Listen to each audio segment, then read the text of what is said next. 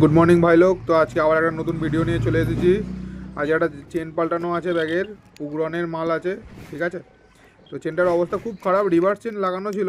আমি বললাম কাস্টমারকে যে দিদি রিভার্স চেনটা লাগাবেন না, বেকার, আপনি তো অনেক মালপত্র নিয়ে যান, লোডটা প্রচণ্ড পড়ে, তো চেনটা রিভার্স চেন যাই লাগান না কেন 2 মাস 3 মাস 4 মাস সারা যারা কেটে যাবে।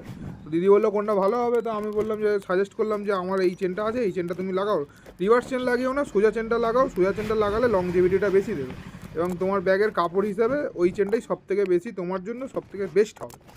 তো তোমরা এনজয় করো, ভিডিওটা এনজয় করো, দেখো কাজ কেমন লাগলো। আর এই ভিডিওটা শুধুমাত্র আমার সাবস্ক্রাইবারদের জন্য বা দেখানোর জন্য, পাবলিককে দেখানোর জন্য বানানো নয়, কিছু দোকানদারও আছে যা তাদের জন্য মেন বানানো হয়।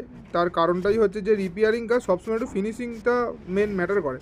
তার থেকেও বড় কথা তো প্রোডাক্ট কোয়ালিটিটা যতটা ভালো হবে তোমার ফিনিশিংটাও কিন্তু ততটা ভালো আসবে। এর থেকেও বড় কথা, সব থেকে বেশি বড় কথা হচ্ছে যে তুমি কতটা গুরুত্ব দিয়ে কাজটা করছো। গুরুত্ব যদি কাজটা না দাও তাহলে জিনিসটা কিন্তু বেশি দিন যাবে না।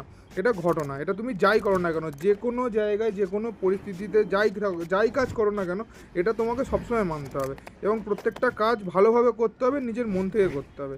তো এটাই আজকের জন্য সবার জন্য কথা রইলো।